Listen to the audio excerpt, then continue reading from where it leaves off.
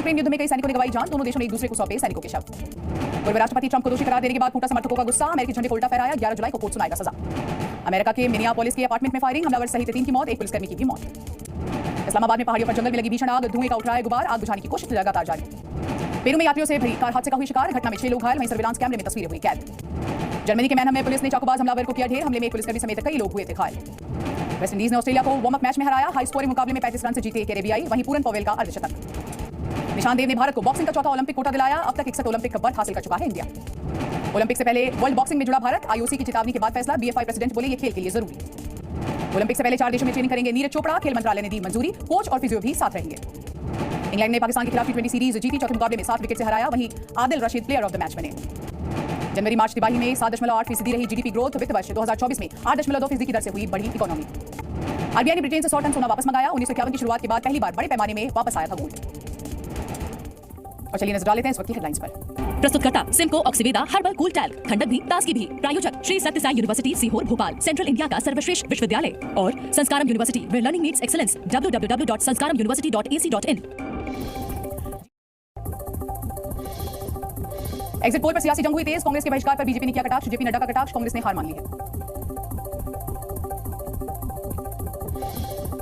आखिरी दौर की वोटिंग के बाद आज इंडिया गठबंधन की अहम बैठक, मल्लिकार्जुन खड़गे के आवास पर होगी मुलाकात, कल बीजेपी अध्यक्ष जेपी नड्डा करेंगे चुनावों की समीक्षा।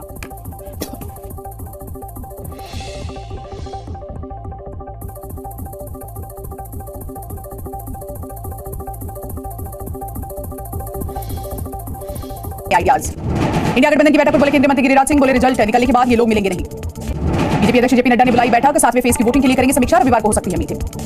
एग्जिट पोल पर कांग्रेस ने टीवी डिबेट से किया किनारा, कोई भी प्रवक्ता चर्चा में नहीं लेगा भाग।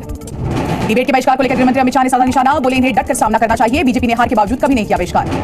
बहिष्कार पर कांग्रेस नेता पवन खेड़ा की सफाई, बोले हमारे नेताओं का काम टीआरपी बढ़ाना नहीं, 4 जून के बाद बनेगी गठबंधन की सरकार। बीजेपी अध्यक्ष जेपी नड्डा बोले कांग्रेस ने मान ली है हार, इसीलिए डिबेट का कर रहे हैं बहिष्कार। आज लोकसभा चुनाव के लिए आखिरी चरण के लिए डाले जाएंगे वोट, 7 राज्य और 1 केंद्र शासित प्रदेश समेत 57 सीटों पर होगी वोटिंग, 4 जून को आएंगे नतीजे। उत्तर प्रदेश और पंजाब की 13, पश्चिम बंगाल की 9, बिहार की 8 सीटों पर होगी वोटिंग, वहीं ओडिशा की 6, हिमाचल प्रदेश की 4, झारखंड की 3 और चंडीगढ़ की सीट पर भी चुनाव। 7वें और आखिरी चरण में कुल 904 उम्मीदवार आजमा रहे हैं अपनी किस्मत, 10 करोड़ से ज्यादा मतदाता करेंगे चुनावी प्रत्याशियों के लिए वोट। आखिरी चरण में पीएम मोदी, कंगना रनौत, अनुराग ठाकुर, रविकिशन, रविशंकर प्रसाद की किस्मत होगी तय, वहीं अभिषेक बनर्जी, अफजाल अंसारी, पवन सिंह, रणजीत सिंह चन्नी समेत कई हस्तियों की किस्मत ईवीएम में होगी कैद। वाराणसी की सीट पर भी होगा चुनाव, पीएम मोदी लगातार तीसरी बार वाराणसी से लड़ रहे हैं चुनाव, कांग्रेस ने इस सीट से अजय राय को बनाया अपना उम्मीदवार। यूपी में केंद्रीय मंत्री महेंद्र नाथ पांडे, पंकज चौधरी और अनुप्रिया पटेल चुनाव लड़ रहे हैं, वहीं गाजीपुर से अफजाल अंसारी, पूर्व प्रधानमंत्री चंद्रशेखर के बेटे नीरज शेखर बलिया मैदान में। ओडिशा की 42 विधानसभा सीटों पर भी होगा चुनाव, हिमाचल प्रदेश की 6 सीटें विधानसभा के उपचुनाव। पश्चिम बंगाल की 9 सीटों पर होंगे चुनाव, वहीं डायमंड हार्बर सीट से ममता बनर्जी के भतीजे अभिषेक बनर्जी लड़ रहे हैं चुनाव। पश्चिम बंगाल के संदेशखाली में वोटिंग, हिंसा और तमाम विवाद के बाद चुनाव, सुरक्षा के पुख्ता इंतजाम। हिमाचल की 4 सीटों पर वोटिंग, मंडी सीट पर कड़ा मुकाबला, कंगना रनौत और विक्रमादित्य सिंह के बीच सीधी है टक्कर।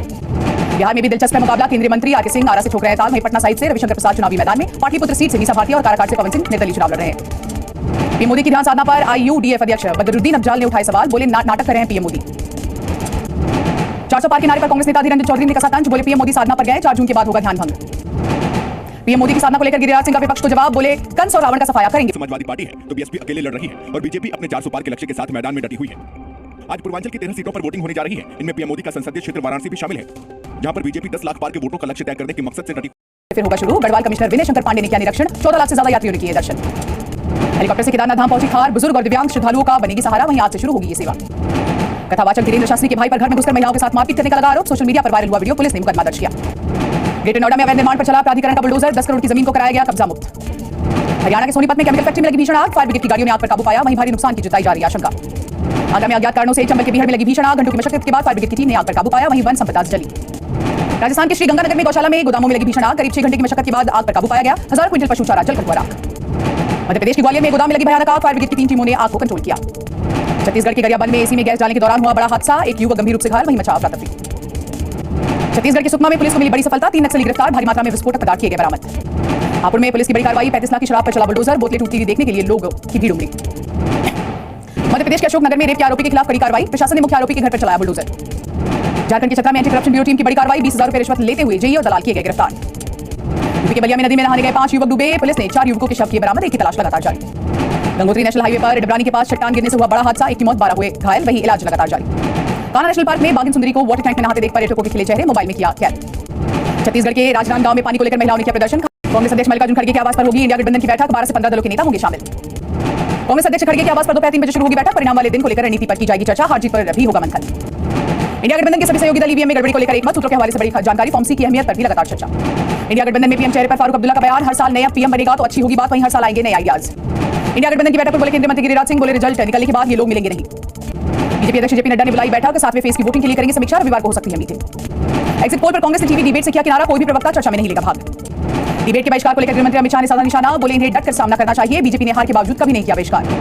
बहिष्कार पर कांग्रेस नेता पवन खेड़ा की सफाई, बोले हमारे नेताओं का काम टीआरपी बढ़ाना नहीं, 4 जून के बाद बनेगी गठबंधन की सरकार। बीजेपी अध्यक्ष जेपी नड्डा बोले कांग्रेस ने मान ली है हार, इसीलिए डिबेट का कर रहे हैं बहिष्कार। आज लोकसभा चुनाव के लिए आखिरी चरण के लिए डाली जाएगी के लिए वोट।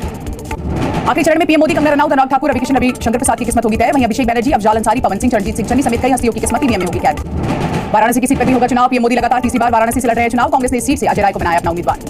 यूपी में केंद्रीय मंत्री महेंद्र नाथ पांडे, पंकज चौधरी और अनुप्रिया पटेल चुनाव लड़ रहे हैं। वहीं गाजीपुर से अफजाल अंसारी, पूर्व प्रधानमंत्री चंद्रशेखर के बेटे नीरज शेखर बलिया मैदान में। ओडिशा की 42 विधानसभा सीटों पर भी होगा चुनाव। हिमाचल प्रदेश की 6 सीटें विधानसभा के उपचुनाव। पश्चिम बंगाल की 9 सीटों पर होंगे चुनाव। वहीं डायमंड हार्बर सीट से ममता बनर्जी के भतीजे अभिषेक बनर्जी लड़ रहे हैं चुनाव।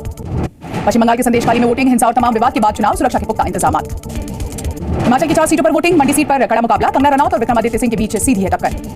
बिहार में भी दिलचस्प है मुकाबला, केंद्रीय मंत्री आरके सिंह आरा से ठोक रहे हैं ताल। वहीं पटना साइड से रविशंकर प्रसाद चुनावी मैदान में। पाटलिपुत्र सीट से मीसा भारती और काराकाट से पवन सिंह निर्दलीय चुनाव लड़ रहे हैं। पीएम मोदी की ध्यान साधना पर आईयूडीएफ अध्यक्ष बदरुद्दीन अफजाल ने उठाए सवाल, बोले नाटक कर रहे हैं पीएम मोदी।